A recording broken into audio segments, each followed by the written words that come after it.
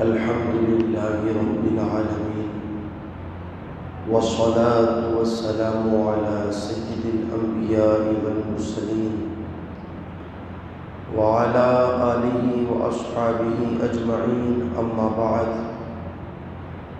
أعوذ بالله من الشيطان الرجيم، بسم الله الرحمن الرحيم.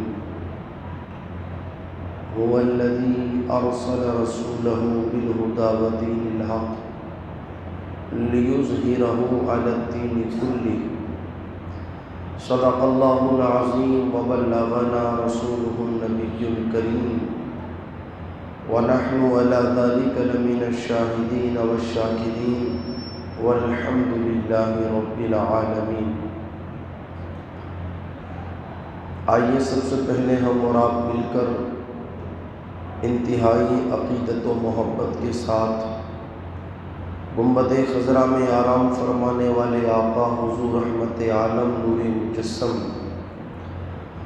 دائی حلیمہ کے حلیم، امت کے غمخوار، ہم غریبوں کے غم گسار جناب احمد مجتبی محمد مصطفیٰ صلی اللہ تعالی علیہ وسلم کی بارگاہ مقدسہ میں درود و سلام کا تحفہ پیش کریں، پڑھیں باواز بلند اللہم صلی علی سیدنا و مولانا محمد مبارک وسلم صلاۃ و سلام علیک یا رسول اللہ صلی اللہ تعالی علیہ وسلم.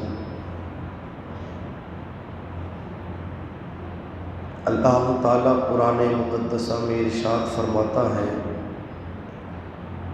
هو الذی ارسل رسولہ بالہدی ودین الحق لیظہرہ علی الدین کلہ.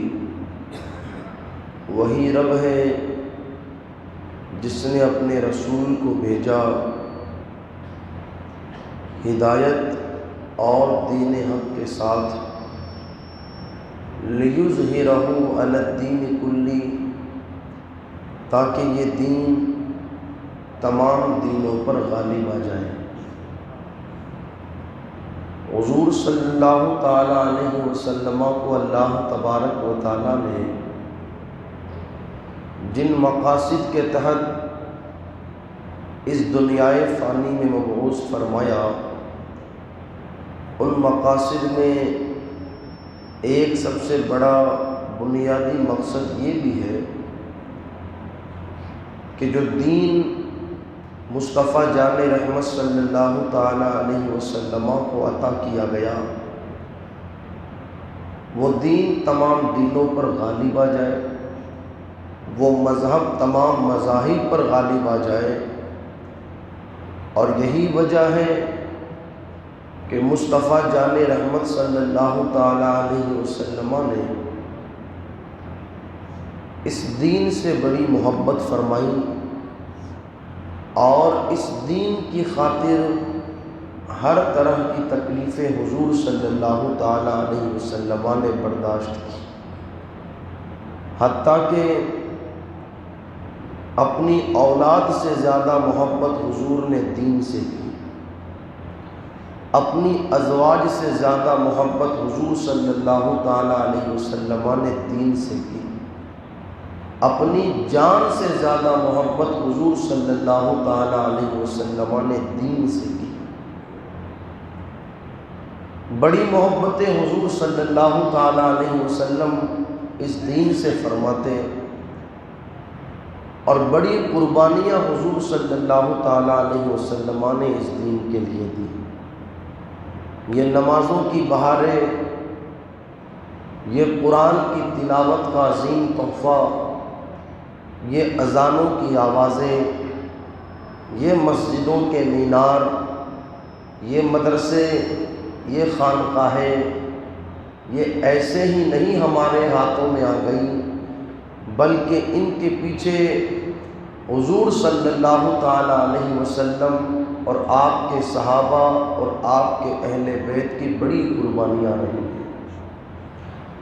جب ہم تاریخ کے اوراق دیکھتے ہیں اور جب ہم حضور صلی اللہ تعالی علیہ وسلم کی سیرت طیبہ کا مطالعہ کرتے ہیں تو ہمیں اس بات کا علم ہوتا ہے کہ چاہے طائف کی سرزمین ہو، چاہے بدر و احد کا میدان ہو، چاہے خندق کی سرزمین پر پیٹ پر پتھر باندھنا ہو، یہ ساری قربانیاں کس لیے برداشت کی جا رہی ہیں؟ دین کے لیے۔ آج اگر کوئی سپوت بیٹا ہو اپنے باپ کا، تو اسے اس بات کا احساس رہے گا کہ میرے باپ نے جو دولت کمائی ہے ایسے نہیں کما لی، بلکہ میرے باپ کے ماتھے کا پسینہ ماتھے سے بہہ کر کے پاؤں تک پہنچا ہے، تب جا کر کے میرے باپ نے یہ دولت کمائی ہے۔ اس دولت کو ایسے ہی ضائع نہ کیا جائے۔ سپوت بیٹے کو اپنے باپ کی کمائی ہوئی دولت کے پیچھے جو قربانیاں لگی ہیں ان کا احساس ہوتا ہے، تو جس طریقے سے ایک بیٹے کو اپنے باپ کی قربانیوں کا احساس ہوتا ہے، اسی طریقے سے ہر ایک امتی کو مصطفیٰ جان رحمت صلی اللہ تعالیٰ علیہ وسلم کی قربانیوں کا احساس ہونا چاہیے۔ اس لیے کہ دولت کمانے میں تو باپ کے ماتھے کا پسینہ بہا ہے، مگر دین ہم تک پہنچانے کے لیے حضور صلی اللہ تعالیٰ علیہ وسلم کا صرف پسینہ نہیں بہا، بلکہ آپ کے ماتھے کا خون بہہ کر کے آپ کے مبارک پاؤں تک پہنچا ہے۔ طائف کا وہ میدان کہ جس جگہ حضور صلی اللہ تعالیٰ علیہ وسلم جب لوگوں کو دین کی دعوت دینے کے لیے، لوگوں تک دین کی تبلیغ فرمانے کے لیے تشریف لے کر کے گئے تھے، تو اس وقت مکے والوں نے کیا کیا تھا؟ آپ کے پیچھے چھوٹے چھوٹے بچوں کو لگا دیا جو معاذ اللہ مصطفیٰ جان رحمت صلی اللہ تعالیٰ علیہ وسلم کا مذاق اڑاتے، حضور صلی اللہ تعالیٰ علیہ وسلم کے پیچھے دوڑتے۔ یہیں پر بس نہیں بلکہ طائف کی سرزمین پر حضور صلی اللہ تعالیٰ علیہ وسلم کو پتھر تک مارے گئے، جن پتھروں کی بنیاد پر آپ کا مبارک بدن لہو لہان ہو گیا اور خون بہہ کر کے آپ کی مبارک جوتیوں تک پہنچا، حتیٰ کہ جب ہوائیں چلیں تو جوتیاں سوکھ گئی، خون سوکھ گیا تو وہ جوتیاں آپ کے مبارک پاؤں سے چپک گئی۔ حضور صلی اللہ تعالیٰ علیہ وسلم زمین پر تشریف لائے، فرشتوں نے آ کر کے حضور کی بارگاہ میں عرض کیا، آپ اجازت دیں ان بستی والوں کو ابھی چند لمحوں کے اندر ہم مٹی میں ملا دیویں، پہاڑوں کے اندر مسل دیویں، ہوائیں چلا کر کے ان کو تباہ و برباد کر دیویں۔ لیکن حضور صلی اللہ تعالیٰ علیہ وسلم فرماتے ہیں، اللہ نے مجھے کسی کے لیے زحمت بنا کر کے نہیں بھیجا، بلکہ پوری کائنات کے لیے اللہ نے مجھے رحمت بنا کر کے بھیجا ہے۔ مگر کہنا یہ چاہتا ہوں، آپ دیکھیں یہ کوئی معمولی چیز نہیں کہ حضور صلی اللہ تعالیٰ علیہ وسلم کو دین کی خاطر پتھر مارے گئے۔ کیا آپ نے نہیں سنا سیدہ فاطمہ الزہرا رضی اللہ تعالیٰ عنہ کے بابا کو کتنی تکلیفیں اٹھانی پڑی؟ ایک مرتبہ حضور علیہ السلام خانہ کعبہ کے قریب نماز پڑھ رہے ہیں، سجدے کی حالت میں ہیں، کفاروں نے پلان بنایا، کسی کے یہاں اونٹ ذبح ہوا تھا، اس کی اوجڑی لا کر کے حضور صلی اللہ تعالیٰ علیہ وسلم کی پشت مبارکہ پر رکھ دی، جس کی وجہ سے حضور صلی اللہ تعالیٰ علیہ وسلم کو کافی تکلیفیں اٹھانی پڑی۔ پھر کسی نے سیدہ فاطمہ زہرا کو خبر دی کہ تمہارے بابا کے ساتھ ایسا ایسا کیا گیا ہے۔ سیدہ تشریف لائی اور آپ نے اپنی پوری طاقت کے ساتھ اس اونٹ کی اوجڑی کو ہٹایا اور کفاروں سے مخاطب ہو کر کے کہا، تم کیوں میرے والد کو اس طرح کی تکلیفیں دیتے ہو؟ کیوں میرے والد کو اس طریقے سے تم ستاتے ہو؟ کیا ان کا قصور یہی ہے کہ یہ تمہیں جہنم کے راستے سے ہٹا کر کے جنت کے راستے پر لانا چاہتے ہیں؟ کیا ان کا قصور یہی ہے کہ یہ تمہیں معبودان باطل کی عبادت سے دور کر کے اللہ کی عبادت کی طرف لانا چاہتے ہیں؟ کیا ان کا قصور یہی ہے کہ یہ تمہیں غلط راستے سے ہٹا کر کے سیدھے راستے کی دعوت دیتے ہیں؟ اس طریقے سے تکلیف حضور علیہ السلام کو دی گئی، اور وہ 3 سال کا پیریڈ جو حضور صلی اللہ تعالیٰ علیہ وسلم پر گزرا، جس پیریڈ کے اندر حضور صلی اللہ تعالیٰ علیہ وسلم اور آپ کے گھرانے والوں کا سوشل بائیکاٹ کر دیا گیا۔ ایک گھاٹی ہے مکے کی سرزمین پر جسے شعب ابی طالب کی گھاٹی کہا جاتا ہے، جس گھاٹی کے اندر حضور صلی اللہ تعالیٰ علیہ وسلم اور آپ کے گھرانے والوں کو قید کر دیا گیا، پورے گھر کا بائیکاٹ کر دیا گیا۔ نہ کوئی ان سے بات کرے گا، نہ کوئی ان کے ساتھ کسی طرح کے تعلقات رکھے گا، نہ کھانے کے لیے کوئی چیز ان تک پہنچائے گا، نہ پینے کے لیے ان تک کوئی چیز پہنچائے گا۔ اگر دوسرے شہروں سے لوگ تجارت کے لیے مکے کی سرزمین پر آتے تو زیادہ پیسے دے کر کے کفار ان کا سامان خرید لیتے تاکہ حضور صلی اللہ تعالیٰ علیہ وسلم اور آپ کے گھرانے والوں تک وہ سامان نہ پہنچنے پائے۔ یہ کوئی معمولی بات نہیں ہے، میرے لیے کہہ دینا آسان، آپ کے لیے سن لینا آسان، مگر آپ اس چیز کو محسوس کر سکتے ہو تو محسوس کرو کہ لاک ڈاؤن کے پیریڈ میں جب لوگوں کا گھروں سے نکلنا دوبر ہو گیا تھا اور کوئی چیز لوگوں کے گھروں میں پہنچ نہیں پا رہی تھی، اس وقت لوگوں کی کنڈیشن کیا تھی؟ حالانکہ 24 گھنٹوں کے اندر کوئی ٹائم لوگوں کو دیا جاتا تھا کہ جس ٹائم میں لوگ دکان پر جا کر کے سامان خرید سکے، مگر پھر بھی کس قدر لوگوں کو تکلیفوں کا سامنا کرنا پڑا تھا۔ مگر یہاں پر 1 2 5 10 دن کی بات نہیں، ہفتے 2 ہفتے کی بات نہیں، مہینہ 2 مہینہ کی بات نہیں، مکمل 3 سال تک میرے نبی اور نبی کے گھرانے والوں کا بائیکاٹ رہا۔ کس بنیاد پر؟ کیا اس لیے کہ نبی نے ان کی زمینیں دبائی تھی؟ کیا اس بنیاد پر نبی نے ان کا مال دبایا تھا؟ نہیں، صرف وجہ یہ تھی کہ حضور صلی اللہ تعالیٰ علیہ وسلم انہیں دین کی دعوت دیتے تھے، صرف وجہ یہ تھی۔ مصطفیٰ جان رحمت صلی اللہ تعالیٰ علیہ وسلم انہیں قرآن کی دعوت دیتے تھے، اور اسی دعوت کی بنیاد پر انہوں نے حضور کا بائیکاٹ کیا۔ حضور صلی اللہ تعالیٰ علیہ وسلم کے گھر کے بچوں کی کیفیت یہ ہوئی، جناب جعفر طیار رضی اللہ تعالیٰ عنہ کہتے ہیں کہ حضور صلی اللہ تعالیٰ علیہ وسلم کے گھر کے چھوٹے چھوٹے بچوں نے درختوں کی پتیاں کھا کر کے گزارا کیا، چمڑا چوس کر کے گزارا کیا۔ اس طریقے سے وہ 3 سال حضور علیہ السلام نے اور آپ کے گھرانے والوں نے گزارے۔ میں پوچھنا چاہتا ہوں، یہ تکلیفیں حضور نے کیوں برداشت کی؟ یہ ساری تکلیفیں حضور علیہ السلام نے کیوں اٹھائی؟ آپ کے خاندان والوں نے ان مصیبتوں کا کیوں سامنا کیا؟ صرف اس بنیاد پر تاکہ دین لوگوں تک پہنچ جائے، قرآن لوگوں تک پہنچ جائے، دین کا پیغام لوگوں تک پہنچ جائے۔ پتہ کیا چلا؟ حضور صلی اللہ تعالیٰ علیہ وسلم کو اپنی اولاد سے زیادہ دین سے پیار تھا، بچوں سے زیادہ دین سے پیار تھا، اپنے آپ سے زیادہ مصطفیٰ جان رحمت صلی اللہ تعالیٰ علیہ وسلم کو دین سے پیار تھا۔ یہ قربانیاں حضور علیہ السلام کی دین کے لیے۔ مگر میں پوچھنا چاہتا ہوں، جو دین اتنی قربانیوں کے بعد ہم تک پہنچا، ہم نے اس دین کے لیے کیا کیا؟ ہم سے تو کوئی پتھر کھانے کو بھی نہیں کہتا، ہم سے تو کوئی پیٹھ پر اونٹ کی اوجڑی رکھوانے کو بھی نہیں کہتا، ہمارے تو راستے میں کانٹے بھی نہیں بچھائے جاتے، ہماری تو بیٹیوں کو دین کے لیے کوئی طلاق بھی نہیں دیتا۔ ہم نے دین کے لیے کیا کیا؟ جس دین کو اتنی قربانیوں کے بعد مصطفیٰ جان رحمت اور ان کے صحابہ اور ان کے گھرانے والوں نے ہم تک پہنچایا، ہم نے اس دین کے لیے کیا کیا؟ یہ تو بہت دور کی بات، بلکہ الٹا ہم نے اس دین کو اپنے کردار کی بنیاد پر بدنام کروایا، ہم نے اس دین کو داغدار کروایا۔ جس دین کے خاطر حضور نے پتھر کھائے، اپنے دندان شہید کروا دیے، ہم سے تو اس دین کی خاطر 5 وقت کی نماز بھی نہیں پڑھی گئی۔ کتنی تکلیفیں حضور علیہ السلام نے اٹھائی، آپ محسوس کریں۔ کوئی معمولی بات نہیں ہے کہ کسی کی بیٹی کو طلاق مل جائے، معمولی چیز ہے، مگر آپ دیکھیں اسی دین کے لیے حضور علیہ السلام کی 2 بیٹیوں کو طلاق دیا گیا۔ جوانی سے پہلے حضور علیہ السلام نے بھی بیٹیاں جوان نہیں ہوئی تھی، اپنی 2 بیٹیوں کا نکاح ابو لہب کے 2 بیٹوں کے ساتھ کر دیا، حضرت رقیہ رضی اللہ تعالیٰ عنہ اور حضرت ام کلثوم رضی اللہ تعالیٰ عنہ، یہ 2 شہزادیاں ابو لہب کے بیٹوں کے نکاح میں تھیں۔ تو کفار نے پلان بنایا، ہم ساری کوششیں کر چکے تاکہ یہ دین کی تبلیغ کرنا چھوڑ دے، دین کی دعوت دینا چھوڑ دے، مگر یہ نہیں مانتے۔ اب کوئی ایسا طریقہ اپنایا جائے کہ جس طریقے کی بنیاد پر یہ ذہنی طور پر پریشان ہوں، اور جب ذہنی طور پر یہ پریشان ہوں گے تو پھر گھر میں بیٹھے رہیں گے۔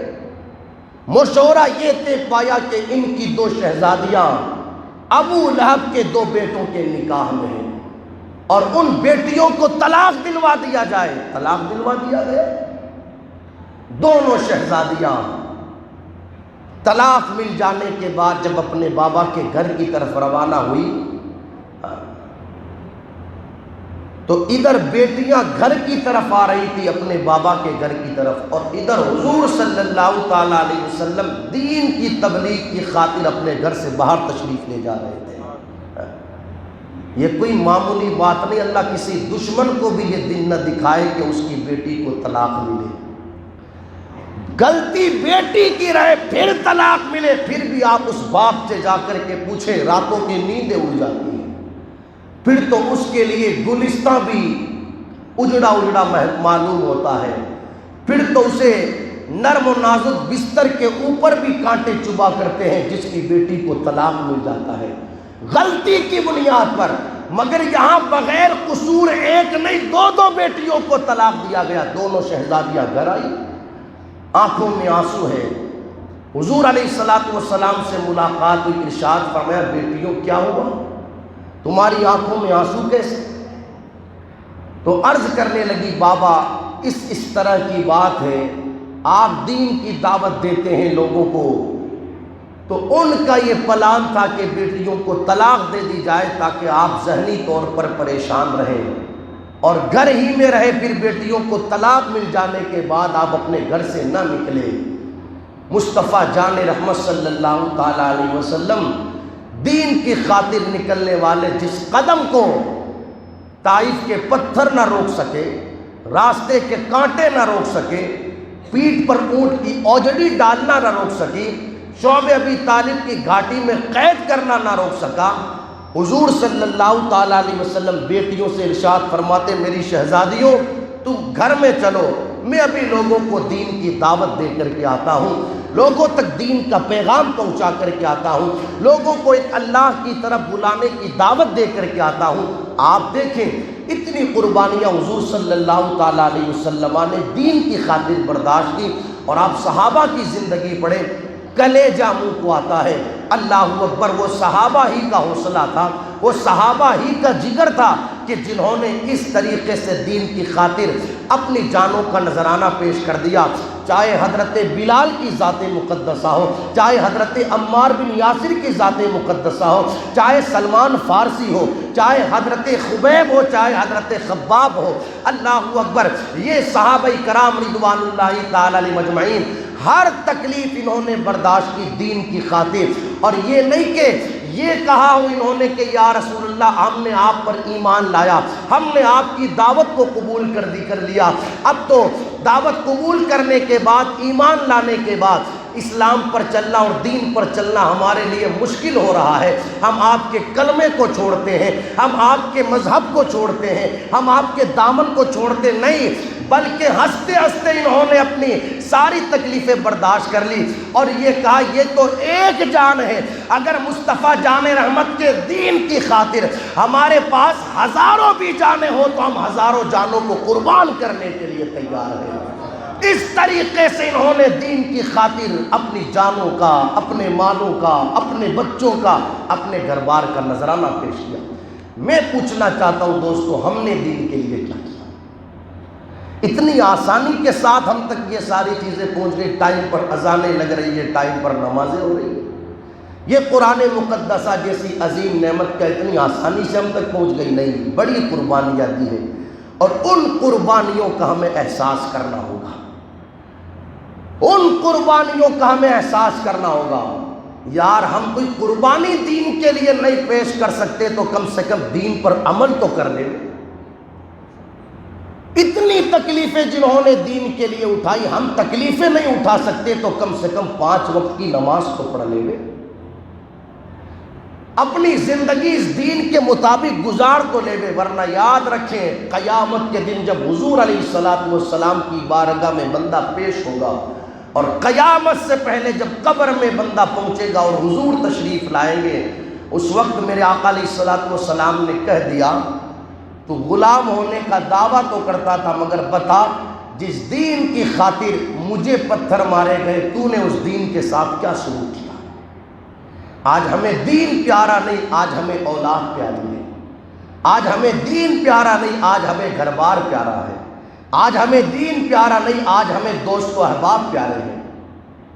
گھر والوں کی خوشی کے لیے، دوست و احباب کی خوشی کے لیے مصطفیٰ جان رحمت کے دین کا خون ہوتا ہے تو ہوئے، ہمیں اس سے کوئی مطلب نہیں. ہم سے گھر والے ناراض نہیں ہونے چاہیے، ہم سے برادری ناراض نہیں ہونی چاہیے. ہمیں فکر دین کی نہیں، ہمیں فکر دنیا والوں کی ہے.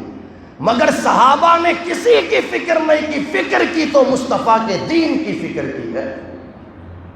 بیٹی بے پردہ گھومے تو گھومے، میں اس کو ڈانٹ نہیں سکتا، اگر ڈانٹوں گا تو بیٹی کا دل دکھ جائے.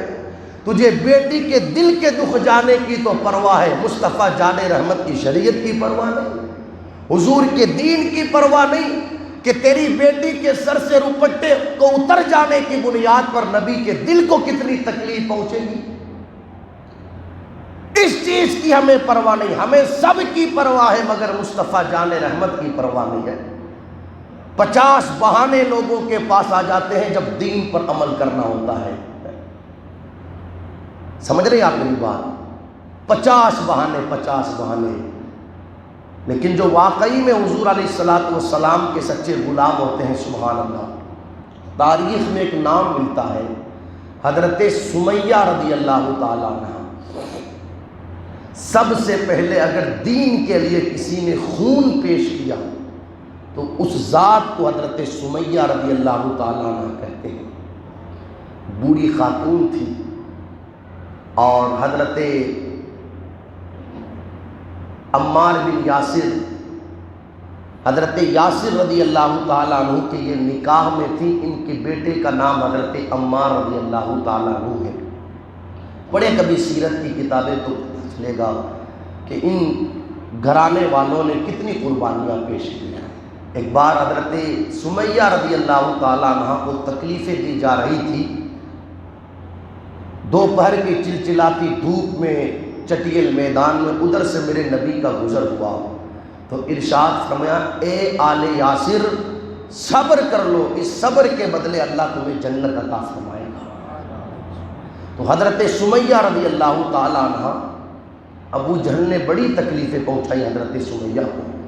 سنیں، خوب کوششیں کر لی اس نے، خوب کوششیں کہ کیسے یہ کلمہ چھوڑ دے، مصطفیٰ جان رحمت کا دین چھوڑ دے.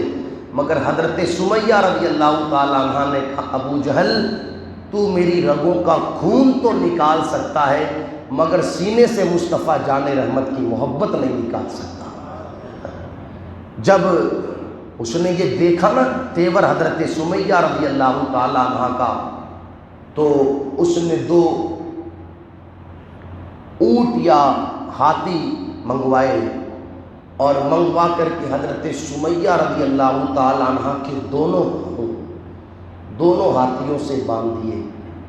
اور باندھنے کے بعد ان دونوں ہاتھیوں کو مختلف سمت میں دوڑایا. سمجھنا اس بات کو، حضرت سمیہ کے دونوں پاؤں باندھے گئے اور پاؤں باندھنے کے بعد ان دونوں ہاتھیوں کو مختلف سمت میں دوڑایا گیا. سمجھ رہے ہو؟ الگ الگ سمتوں میں دوڑایا گیا. اب ہم اور آپ سمجھ سکتے ہیں کہ کیفیت کیا رہی ہوگی. حضرت سمیہ رضی اللہ تعالیٰ عنہ کا بدن کٹ کر کے الگ ہو گیا. اور یہیں پر بس نہیں، حیا کے پردے میں رہ کر کے ایک بات کروں، اس ظالم بدبخت ملعون نے حضرت سمیہ رضی اللہ تعالیٰ عنہ کی ناف کے نیچے تیر مارا، جس کی بنیاد پر آپ کی شہادت ہوئی. یہ قربانیاں حضرت سمیہ نے کیوں دی تھی؟ کیا انہیں مزہ آ رہا تھا؟ اللہ اکبر! یہ تکلیفیں کیوں برداشت کی تھی؟ یار حضرت سمیہ بھی تو ایک خاتون ہے، انہوں نے دین کے لیے اتنی تکلیفیں برداشت کی کہ مخالف سمت میں اونٹوں سے، ہاتھیوں سے پاؤں کو باندھ کر کے ہاتھیوں کو دوڑایا جاتا ہے اور ناف کے نیچے تیر لگایا جاتا ہے. مگر یہ تو گوارا ہے، مگر مصطفیٰ جان رحمت کا دین ہاتھ سے جائے یہ انہیں کبھی گوارا نہیں. وہ بھی ایک عورت ہے اور آج ہماری ماں بہن بیٹیاں بھی ایک عورت ہے. مجھے بتائیں، انہوں نے دین پر عمل کرنے کی خاطر اپنا سب کچھ لٹا دیا اور آج ہماری ماں بہنوں کا دین پر کتنا عمل رہا، انہوں نے دین کے لیے کتنی قربانیاں پیش کی. سیریل کی قسط نہ چھوٹنے پائے یہ تو ہماری ماں بہنوں کو فکر ہے، مگر 10 سال سے نمازیں چھوٹ رہی ہیں اس کی انہیں کوئی فکر نہیں. فلمیں نہ چھوٹ نہیں پائے اس بات کی تو انہیں فکر ہے، مگر قرآن کی تلاوت سالوں سے چھوٹ رہی ہے اس بات کی انہیں کوئی فکر نہیں۔ اللہ اکبر، کسی سے فیشن کرنے کے اندر وہ پیچھے نہ رہنے پائے اس بات کی تو یہ انہیں فکر ہے، مگر اس بات کی انہیں فکر نہیں کہ ہمیں زندگی سیدہ زہرا پاک کے کردار کے سائے میں گزارنی ہے۔ ہماری ذمہ داری بنتی ہے، جس دین کی خاطر مصطفیٰ جان رحمت آپ کے صحابہ اور آپ کے اہل بیت نے اتنی قربانیاں پیش کی ہیں، ہمیں ان قربانیوں کا احساس بھی کرنا پڑے گا۔ اور خدا ہم دین کے لیے زیادہ کچھ نہیں کر سکتے تو کم سے کم اس دین پر عمل کر کے زندگی تو گزار لے، بلکہ الٹا عمل کرنا بھی بہت بات کی بات۔ ہم نے تو اپنے کردار سے دین کو بدنام کروایا۔ مجھے بتائیں، اس وقت جو ہماری زندگیاں گزارنے کا طریقہ بنا ہے، اس زندگی گزارنے کے طریقوں دیکھ کر کون یہ کہہ سکتا ہے کہ یہ نبی کے ماننے والے ہیں؟ چاہے ہمارا چلنا پھرنا ہو، اٹھنا بیٹھنا ہو، سونا جاگنا ہو، کھانا پینا ہو، شادی بیاہ کے معاملات ہو، بچوں کا کپڑے پہننا ہو، اپنے سروں کے بال کو کٹوانا ہو، مجھے بتاؤ نا، ان ساری چیزوں کو دیکھ کر کون یہ کہہ سکتا ہے کہ یہ نبی کا کلمہ پڑھنے والا ہے؟ کوئی یہ نہیں کہہ سکتا۔ ورنہ کل تک مسلمان کی شان یہ تھی، مسلمان گلی سے گزر جاتا تھا، لوگ چہرہ دیکھ کر کے فیصلہ کر دیتے تھے کہ یہ نبی کا دیوانہ جا رہا ہے، یہ حضور کا کلمہ پڑھنے والا جا رہا ہے، یہ مصطفیٰ جان رحمت کا چاہنے والا جا رہا ہے۔ ہماری ذمہ داری بنتی ہے، آج جمعۃ المبارکہ سے اس مختصر سے خطاب سے آپ لوگوں تک میں یہ پیغام پہنچانا چاہوں گا، خدا را باپ کے بہے ہوئے پسینے کا اگر بیٹے کو احساس ہونا بھی چاہیے تو اس سے کہیں زیادہ ہمیں مصطفیٰ جان رحمت کے پسینے کا نہیں بلکہ بہے ہوئے خون کا احساس ہونا چاہیے۔ باپ کے پسینے کا تو سبھی کو احساس، مگر حضور کے خون کا کسی کو احساس نہیں۔ کون احساس کرے گا؟ جنگ احد کے موقع پر حضرت سید الشہداء امیر حمزہ رضی اللہ تعالیٰ عنہ، پڑھے یہ تاریخ کے واقعات پڑھے، حضرت امیر حمزہ جو لوگ گئے ہیں حرمین شریفین کی زیارت کے لیے، انہوں نے ان کی بارگاہ دیکھی ہوگی، اور فرمایا گیا ان کے وسیلے سے بندہ دعا کرے تو اللہ دعا قبول فرما دیتا ہے۔ بڑی باعظمت ذات کا نام حضرت امیر حمزہ رضی اللہ تعالیٰ عنہ۔ ان کی شہادت بڑی دردناک شہادت رہی، شہید ہو جانے کے بعد بھی لوگوں کو قرار نہ آیا، سکون نہ آیا، تو حضرت امیر حمزہ رضی اللہ تعالیٰ عنہ جو حضور کے چچا ہے، چچا، ان کا ناک کاٹا گیا، کان کاٹے گئے، انگلیاں کاٹی گئی، ہونٹ کاٹے گئے، اور ان ساری چیزوں کی مالا بنائی گئی، اور مالا بنا کر کے اسے گلے میں پہنا گیا۔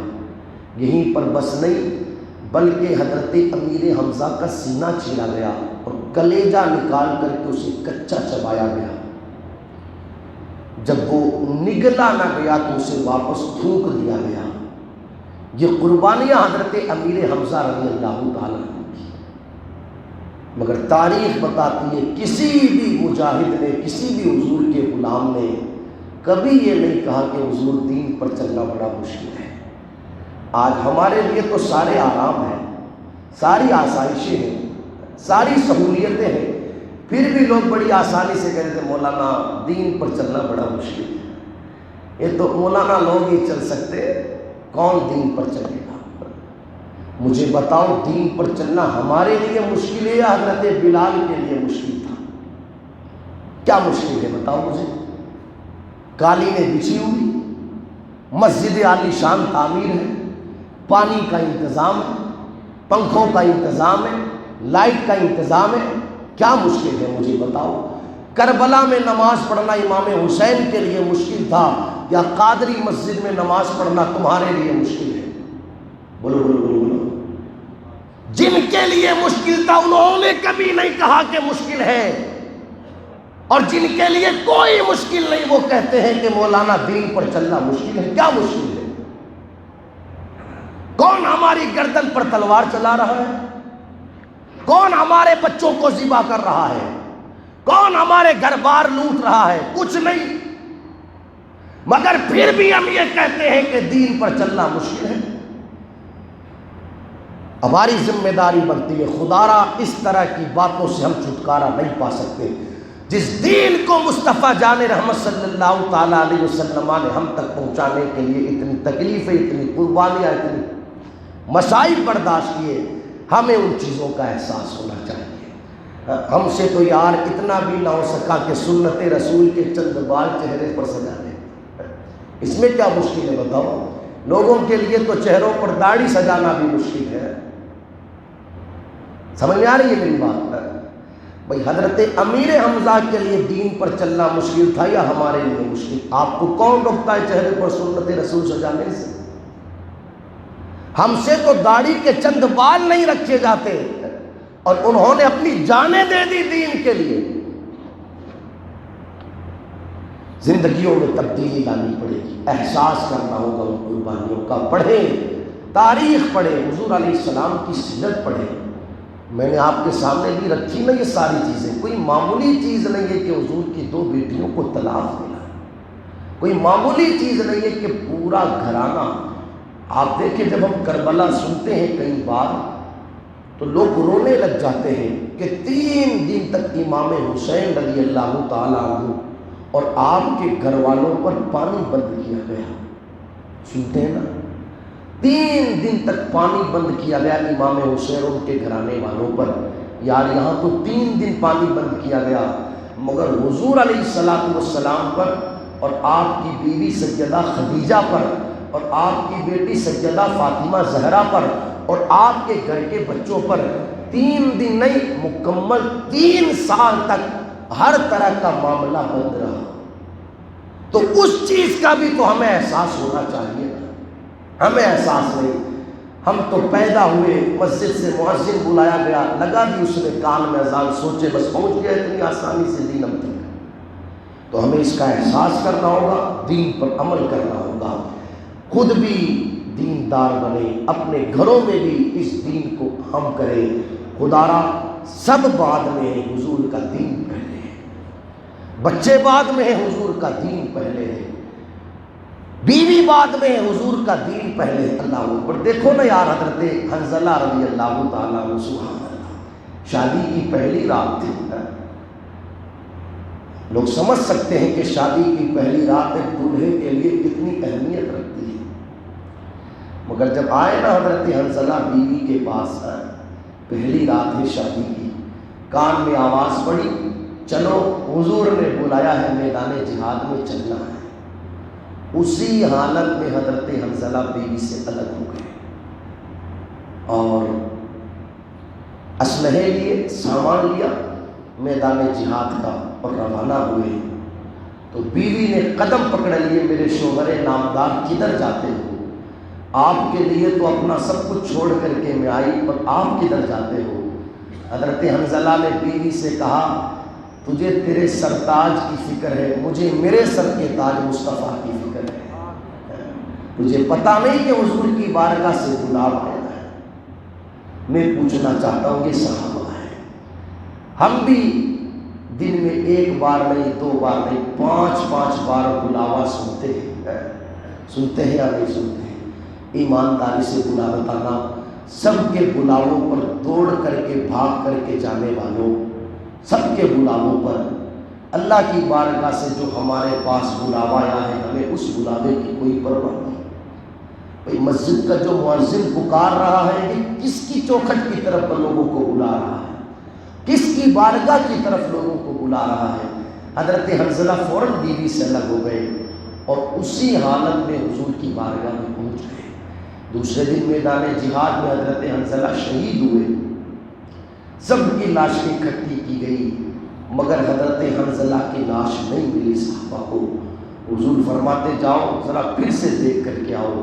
اللہ اکبر۔ جب پھر سے دیکھ کر کے آئے تو کیا دیکھتے ہیں کہ ایک لاش ہے جس سے پانی کے قطرے ٹپک رہے ہیں۔